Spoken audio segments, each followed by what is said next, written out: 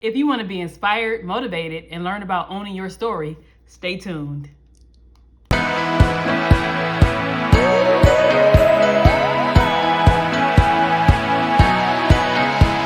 Hello, everyone. Yes, I am back again. Hey, back like I never left. We are back to talk today about owning your story. I want to tell you about the magnificent book I just finished reading. Dun, dun, dun, dun. The book is Finding Me by Viola Davis. So good. A wealth of information, humbling, palpable, relatable, just good. And towards the end of her book, she talked about how she came to the point where she owns her story. And I got to thinking about myself. What I pride myself on being truthfully honest about my story and the struggles that I come from, but do I own it? And I wrote a blog that a link is below in the description, about owning your story. In the blog post, Own Your Story, I talk about how I used to be an imposter. Just out here impostering. I know that's not a word, but we're going to say it is today. I was an imposter in regards to owning me, owning the fact that I struggled with my self-esteem, owning the fact that I was homeless, owning that I struggled with a mental illness, owning that I am a alcoholic, owning all these aspects of my story and still managing to get up every day and be me is so refreshing. Back to Viola Davis. She said she stopped and came to realize that she no longer had to wear a mask, that she could just be who she is. When she played on the television show How to Get Away with Murder, everybody doubted her. Everybody said she's not attractive enough. She won't be able to pull the numbers to bring in the ratings.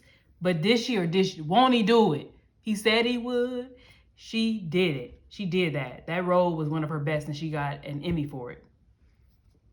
But in all honesty, you have to get to the place in your life where you own your story. Stop hiding behind the mask, behind the makeup, behind being somebody that society wants you to be, and just be you.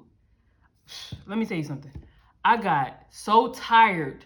It was exhausting being someone else. I'm just Amber. I am just Amber. I am not Viola Davis. I am not Halle Berry. I am not Rihanna. I am Amber Williams. I don't have to be and sit up here and put on a show. I was put on a show for people. Like, okay, I'm gonna go out here and I'm gonna have a Beamer. Okay, I'm gonna go out here and I'm gonna have to live in the best neighborhood. I'm gonna drive the fanciest car. I'm going to just spend money on designer clothes. Look, okay.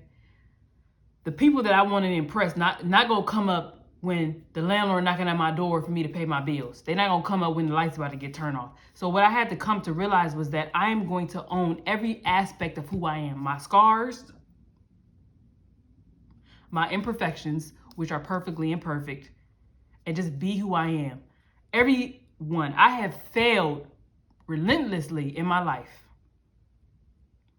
But when I chose and refused to fall down and not get back up and be a conqueror, I am a conqueror. I will not be someone who does not get back up. And I want to challenge you today to own your story.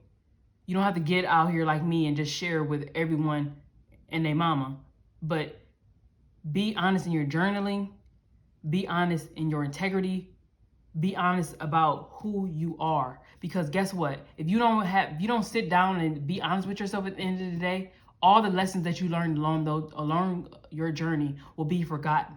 And you're going to spend time learning it over and over and over and over again. When I read her book, Finding Me, that's exactly what I went on the journey to do, was to find myself also. Now, I've been on this journey for quite a while, and she's been living longer than me. So she's been finding herself longer. But I found me.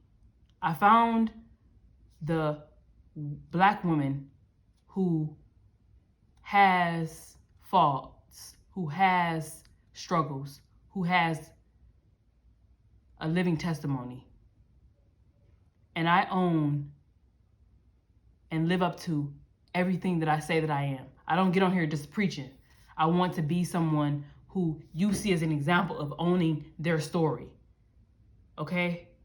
I don't have to be anyone else, nor do you.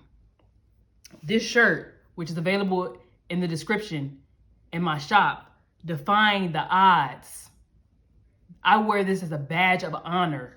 If I wouldn't have come to the point of owning my story, I would not be defying the odds. Because everybody told, if you look at the statistics of a Black body, you do not make it back from mental illness. You do not make it back from suicide attempts. You do not make it back from poverty. You don't even really make it out of single parent homes. But I did all those things. That is a part of owning my story, that I defy the odds. You go out here and you define yourself and defy the odds. Find you. Own who you are. No more masks. No more being this cliche person. If you watched the Barbie movie, it was a very good moral to the story, which was basically about Barbie can be ordinary. She doesn't have to be stereotypical. Neither do any of us. I have cellulite. I have scars, imperfections, but I own who I am. That little girl who sat down in elementary school, who was bullied, who was teased, who was chastised, never thought she would be here on a YouTube channel telling you about owning your story. But I'm telling you, I'm a living testimony of that. I'm a product of that. To own who I am. To get even further in my life. To see my destination, to see prosperity, to see the mountaintop. You have to own your story. Okay? Before you go, follow me on TikTok, Instagram, and Twitter. Subscribe to my YouTube channel. Click the notification button down below so you can get all my latest YouTube videos, okay? And remember, everybody, besides owning your story, the only way is up.